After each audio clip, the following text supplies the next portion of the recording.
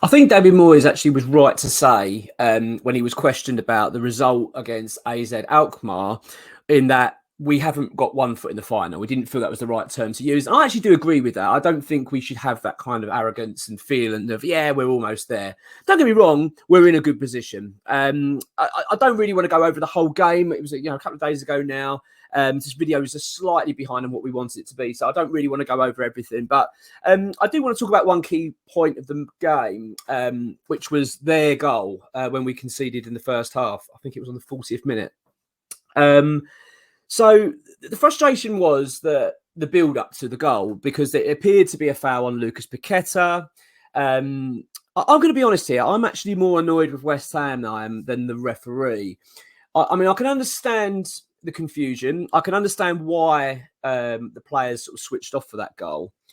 And because the referee, if people haven't seen it, the ball went up to Lucas Paqueta for a header, and he's pushed in the back. I don't think it's the worst push. It's not like he's actually clattered into, but he's pushed. And what was the confusing part of it was the referee put his whistle in his mouth, and he's kind of looking towards. It's like he's going to blow for a foul, basically. And then all of a sudden he sort of stops, and then because it falls to an Alkmaar player, and then he sort of waves play on.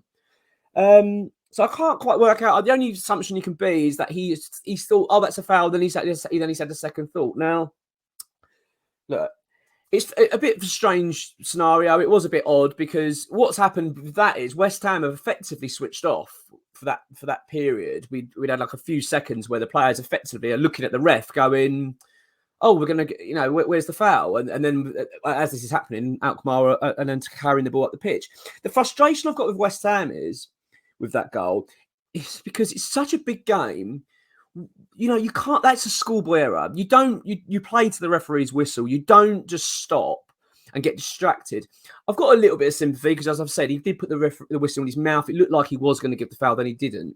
But still, this is a big game. You don't switch off. And let's be honest as well, the foul was committed in their half. So it's not as if it was just outside the box. It's been committed and they've scored. We had enough time to deal with the problem. And we didn't really. You look at West Ham. We were more bothered about the referee. We were more bothered about the decision rather than what was going on the pitch. And effectively, that cost us because they've had a strike at goal from outside the box. And I've got to say, Areola, really, really disappointing that. I really, really hope that this moment and that goal is not something that comes back to haunt us because, I mean, he's got to be saving it. He's got to be saving it. Don't get me wrong, he's fired the shot with power. So it's coming at him at a fair pace, but he's more than in a more comfortable position to deal with that and push it around the post. Unfortunately, he just lets the ball go under him. And it does beg the... I'm getting a bit confused with Areola. I'm going to be honest. It's one of those... We're going to talk about this in another video. We're going to talk about the situation with Rob Newman and what's going on at the club this summer in terms of... staffing in terms of recruitment at the football club because I think we're looking at getting a sporting director. We'll talk about that in more detail, and Areola is going to be a talking point in that. But what I'm saying about Areola now is that that moment again that frustrates me with him because I'm looking at the goalkeeper thinking this is your chance really. You're supposed to be showing us that you're the new number one goalkeeper for next season. And that's what you're doing. You're letting a shot in like that from that distance. In as I've said in the before, in such a vital game, that really has annoyed me a great deal. So as much as fans have been saying, I've got lots of messages from fans over it in terms of the decision from the ref and wasn't it corrupt and wasn't it awful. I'm actually more annoyed with West Ham than I'm the referee. We should have dealt with that. Like I've said, one, don't switch off. You learn that at school. You don't switch off and spend more time on having a go at the ref while there's play going on. And then, obviously, as I say, the second thing being the goalkeeping. I'm just really frustrated. As I say, it was that was more than avoidable, that goal. But look, there are positives to take from that. At the end of the day, we've gone 1-0 down. We're 1-0 down at half time. Let's be honest. I mean, I was there. The mood wasn't great at half time. That we felt a bit subdued. It felt like Frankfurt. It felt like the memories were starting to come back. It's happening again. We're blowing it. We're blowing this opportunity. So I've got to say, I think West Ham's ability to come back into that game and to show that level of character, It's that I'm really encouraged about. And in fact, that's my word for this, really, for this performance and that result. I found it really encouraging because, let's be quite honest, it wasn't our best performance. We weren't really at it. We played okay. I'm not saying we played badly, but I would say the best period of the game was probably the last 30 minutes. I think if you remember, if anyone's obviously was there or watching, whatever, I think Jared Bowen had a shot on the hour mark. He sort of turned and he fired a shot and it just went past the post. And I think that was the turning point. It was almost like that's when the crowd really got up. We knew we had to get behind the table. It was just like that sort of turning moment for me. And that's when we then really got the grips of the game. And let's be honest, we should have won by more goals. I want to quickly talk about the goals quickly then. So we had the penalty. And again, this kind of goes with my point here about the referee. So people were going, well, it's so corrupt. It's so corrupt. They just, but he gave us a penalty. And let's be honest, I've seen them not given. I think it was a penalty. I'm not saying it wasn't, because the goalkeeper actually punches him in the face, Jared Bowen, I mean, and he's not really near the ball. So it is a penalty. But let's be honest, we've seen them not given. So at the time, when I was at the game, and I sit at the other end, so at the time I couldn't really quite see exactly what happened. But I remember thinking, that's weird. You rarely ever see a challenge between a player and a goalkeeper go up for the ball and then the player get awarded the foul. That rarely happens. So I actually think that kind of backs my point in terms of, I don't think the referee actually was corrupt. Or, I'm not saying that. And believe me, I've talked about referee corruption because I've done a video. Well, we did a video. I think a couple of days ago on this in terms of the Premier League, and saying I feel like the referees are being swayed by certain size football clubs and all this kind of stuff. But so feel free to go and watch that. It's quite interesting. But I think so anyway. And but my other point was, with this referee, I thought he could have not given that, and he did. So anyway, upset side Benrahma, who was exceptionally good.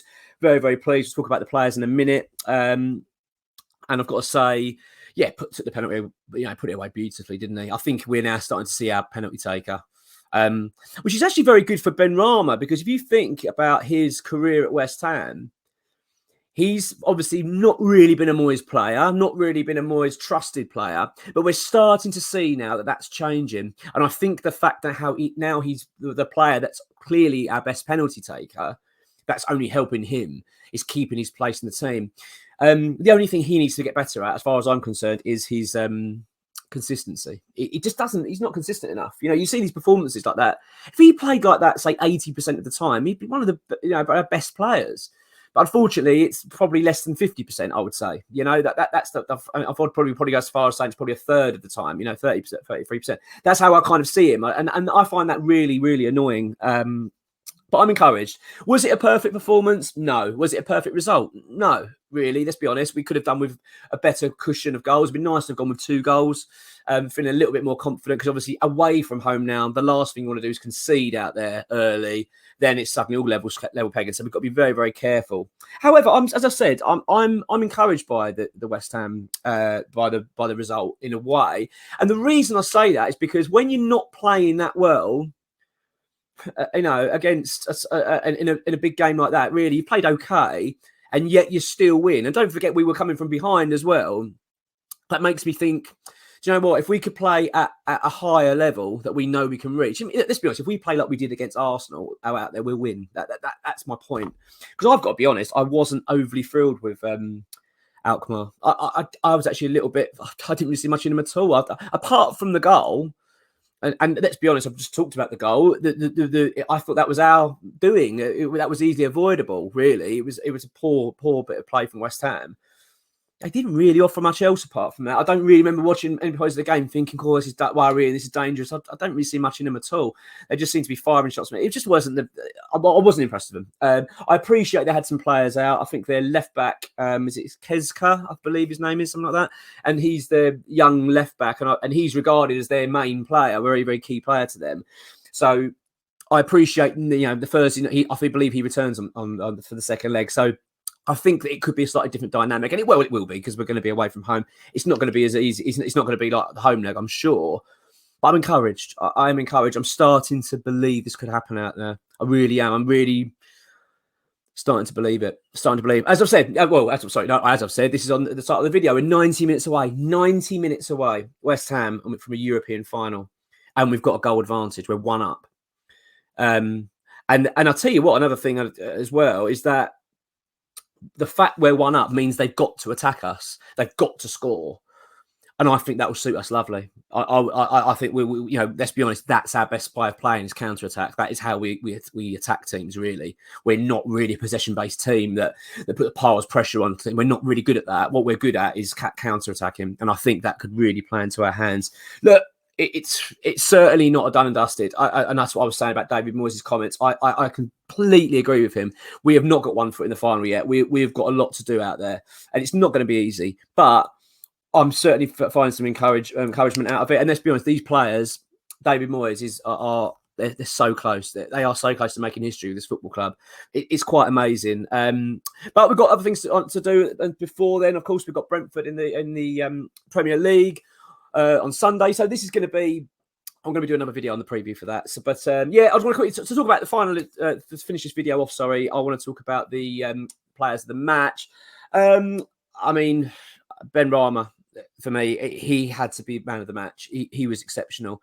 One of his best performances in the West Ham shirt. As I said, it's just I wish he did it more often, but can't take it away from him. He was just on it all night and created them so many problems. His passing was good, his movement, his dribbling, everything. He was everywhere, and I was really, really encouraged with him. Yeah, and I've got what a wonderful sight, wasn't it, to see Kurt Zouma back in? I mean that guy's recovery is quite exceptional. I don't know how he does it, but yeah. Look.